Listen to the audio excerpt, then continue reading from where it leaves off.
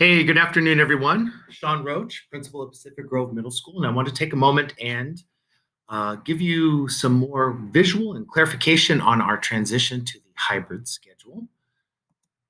So for the week of March 29th through April 2nd is kind of beginning our transition. So Monday, March 29th is going to be a regular asynchronous day. So students will be attending their advisory class, they'll be completing their asynchronous work. So this day looks exactly like any other Monday to us right now.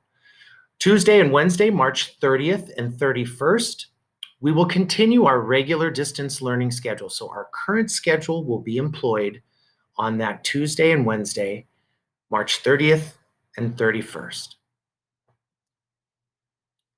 On Thursday and Friday, April 1st and 2nd, students are going to complete their assignments asynchronously.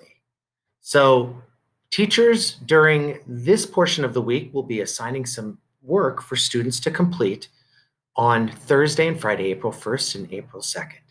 Teachers at that point are going to be preparing to do the work of transitioning to hybrid learning. So they are going to be busy and their students will have the work that they will need for next week. The week of April 5th through the 9th, this is where things are going to change a little bit. So Monday, April 5th, students will continue to work asynchronously like they did on Thursday and Friday prior. Advisory class has been canceled, so students will have that entire day to complete their asynchronous work. And teachers will continue the preparation for transitioning to hybrid learning to make that a very smooth transition. Tuesday, April 6th begins the AM-PM schedule for all of our students. Here's a look at our hybrid learning schedule, the AM-PM split. And as you can see up here, it begins April 6th and it goes through the remainder of this school year. I'll go ahead and pause this so you guys can take a pic with your phone and have it whenever you guys need. The schedule should look very similar to you. It's the one I've shared in the past with only one change, and that is that we took 5 minutes off of our breaks to make them 10 minutes long instead of 15 minutes long. And what that did was that ended up shortening the day to right around 3:10 instead of 3:30.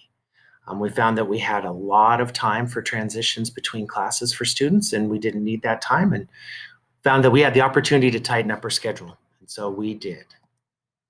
So Tuesday, April 6th, AM-PM schedule takes effect. No more of the distance learning schedule. 6th grade students will be on site. It'll be wonderful to have these guys here. Many of them, most of them, have never been on site.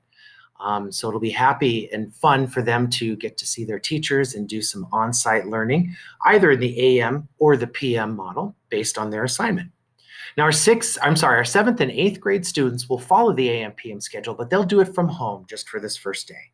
So they'll be checking in with their classes virtually, kind of the same like we do now, except on the AM-PM schedule. 6th grade students will also be attending their classes to learn from their teachers. So they will actually begin to go through their schedule. They will get to see their teachers in person as well as those who are going to be joining them via distance learning. So very exciting. Just want to make sure that we know that you will be seeing your teachers in 3 dimensions, and it's going to be wonderful. On Wednesday, April 7th, we welcome all grades 6 through 8 back on campus, and every single student will be attending their classes with their teachers in the AM-PM schedule based on whichever one that they are assigned to. And we should have that information a little bit later this week. For Thursday, April 8th, again, all grades 6 through 8 will be attending their classes, learning with their teachers in the AM-PM schedule. Friday, April 9th is a minimum day schedule.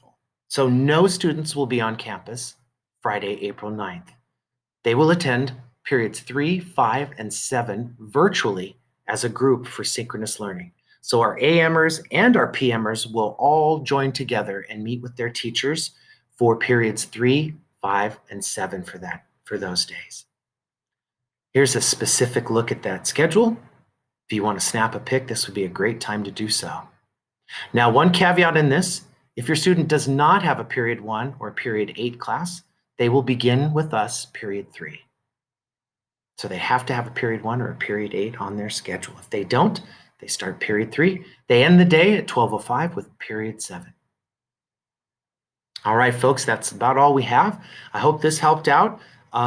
We're going to continue to make little videos for you guys on hand washing techniques and distancing and mask wearing and stuff like that, so we can share that with you and you guys can take a look at it as a family. Thank you again for your time. This is Sean Roach, principal of Pacific Grove Middle School, signing off.